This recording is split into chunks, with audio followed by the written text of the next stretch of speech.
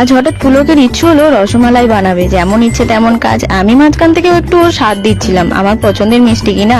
প্রথমে বড় মা দুধের প্যাকেট কেটে দুধ গরম করতে বসিয়ে দিয়ে গেছে। এরপর পুলক ভিনিগারের মধ্যে সামান্য জল মিশিয়ে দুধটাকে ছানা বানিয়ে নিল। হ্যাঁ, এখানে বলে রাখি, ছানা বানানোর জন্য 2 লিটার দুধ নেওয়া হয়েছিল। ছানা কাটার পর ছানা থেকে সব জল চিপে চিপে বের করে নেওয়া হলো।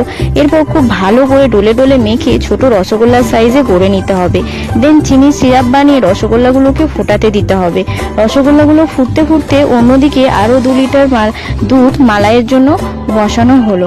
কিছুক্ষণ ফোটার পর ওই দুধে একটু গুঁড়ো দুধ অ্যাড করলাম আর পরিমাণ মতো চিনি দিয়ে ফুটিয়ে ফুটিয়ে ঘন মালাই তৈরি করলাম। এদিকে রসগোল্লা যখন ফুলে উঠবে তখন গ্যাস বন্ধ করে রসগোল্লাগুলো রস থেকে চিপে তুলে মালাইয়ের মধ্যে দিয়ে উপর থেকে কাজু পেস্তা ছড়িয়ে দিলেই রেডি। এরপর ফ্রিজের মধ্যে ঢুকিয়ে দিন, তারপরে টেস্ট করুন। ফার্স্ট পুলক টেস্ট করলো, দেন আমি। সত্যি বলবো, অসাধারণ হয়েছিল। আপনারা ট্রাই করতে পারেন।